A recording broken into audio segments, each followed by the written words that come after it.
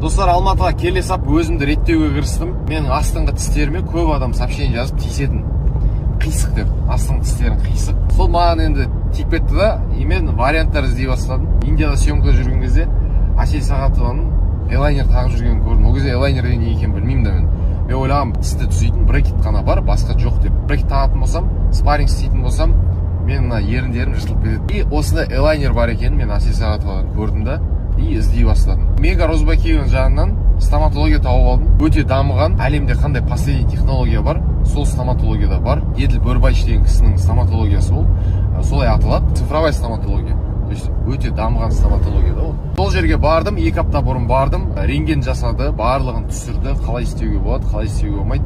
И элайнерларым бүгін 2 апта уақыт өтті, маған 25 штук элайнер дайындап берді.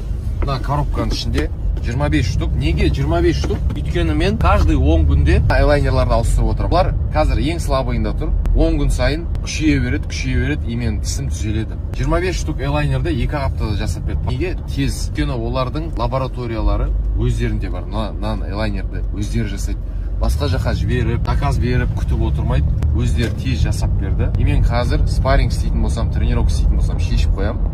Қалған уақытта киіп жүрем. И менің тістерім түзеледі. Еще бойға капа істеп берді, тісіңгі тістеріме. Вообще тісінде қандай либо проблемасы бар адамдар Еділ Бөрбайшқа барсаңыздар болады. Өте үлкен стоматология, өте дамыған. Келсеңіздер, Еркебұланның оқырманы десеңіздер, 10% жеңілдік береді. Стоматологияда 10% жеңілдік деген бұл кәдімгідей. Сондықтан прям Мега Розбакиеваның жанында, қаланың қақ ортасында жақсы жасап берді. Өте профессионально. Тіс деген нәрсе вообще жақсы состояние болу керек. Америкада, мысалы, Европада тіс емдеу өте қымбат, сондықтан да бізде пока арзан болып тұрған кезде, тем более мен оқырмандарыма еще 10% жеңілдік беріп тұр. Сондықтан барып тістеріңізді қаратып жүріңіздер.